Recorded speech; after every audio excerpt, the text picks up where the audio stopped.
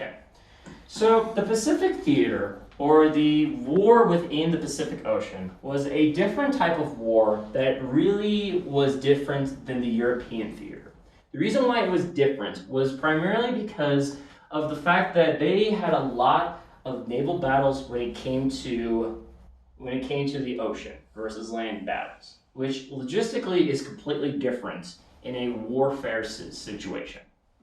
And so the United States, with Great Britain and with France, especially with different parts of northern Indonesia, more closer to India, if you look at the map, there's actually a couple skirmishes that happen within this part. And a lot of these areas were French colonies. So they started pushing out more Japan forces that were in these parts. And what they also were doing was they were doing this island hopping campaign, where a lot of these islands were basically taken by the Japanese, that were German colonies. And they started from all the way from the northern part of Australia, and they started jumping upward.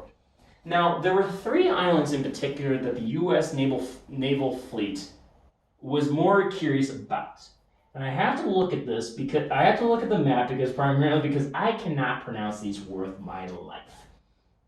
So there was the island of Salpan, which was the battle there was in around June, July of 1944. This was a key point because the closer they got to the Japanese mainland, the more resistance they had. And according to essentially the ideas of this ultra-nationalism idea within Japan, the most dishonorable thing to do within the Japanese army was to surrender. They fought relentlessly, and it was a truly different type of enemy. That was the first battle, and they were successful with it. The second battle was Iwo Jima, which I'm sure if you guys have seen the picture of the soldiers or the Marines that had that flag, and a couple of them were behind them, and they put the flag in. That was where Iwo Jima was the island that they put it in. Because of the Pacific Theater, this was the highest amount of casualties that happened within this battle. Because this was a heavy fortified Japanese fort, essentially. And there were many Americans who lost their lives to this. And many as well with the Japanese. And then lastly, the last battle that is there is Okinawa, which was the battle in April and June of 1945. So now we're getting closer to the end of the war. This was a key point because after this battle, now the United States with the Allied forces had to answer 2 questions. How are we going to make Japan surrender? And if they don't surrender, how are we going to make them surrender? The first idea was going through the mainland of Japan and basically taking over the entire nation, from the south all the way north to Japan. The second way was to find out a quicker solution to make them surrender. Take a wild guess on what they did. 8 bombs. The nukes. And there were 2 nukes that were dropped. The first one was in Hiroshima on August 6, 1945. And the second one that was dropped was only a few days later on August 9th on Nagasaki. And these two bombs were so significant that this was the largest amount of civilian population that was taken out within a split second.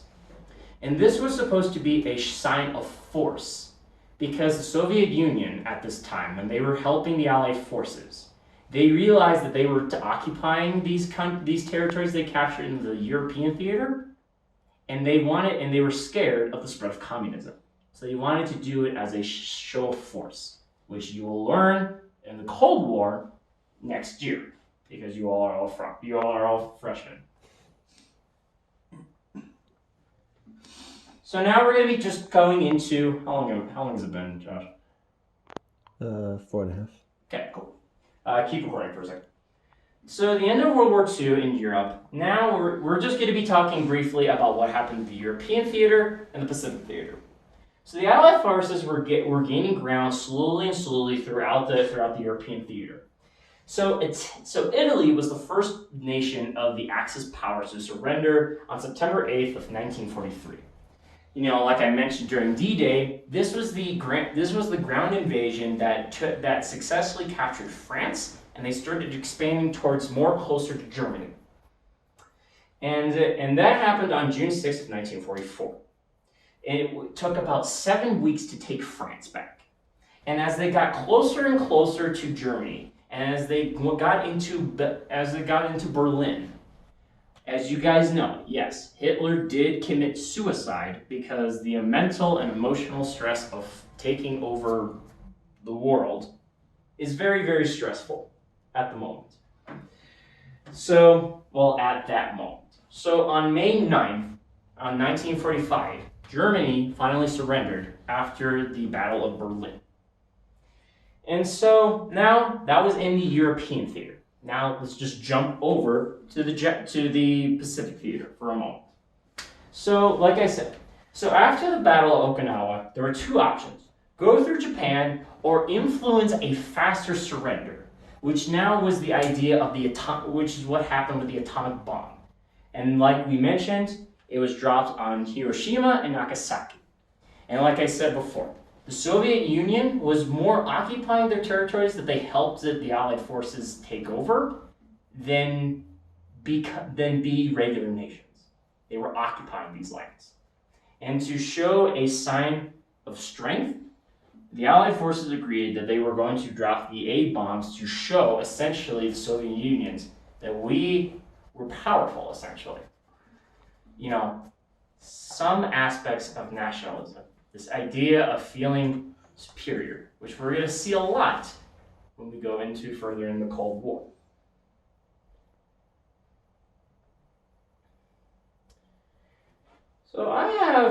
So moving into our activity, there's a particular journal entry that I really want to read to you guys. And this is the reason why I'm going to have you guys go into trust me, I have a reason why I have my phone now. We're going to be going into a particular activity.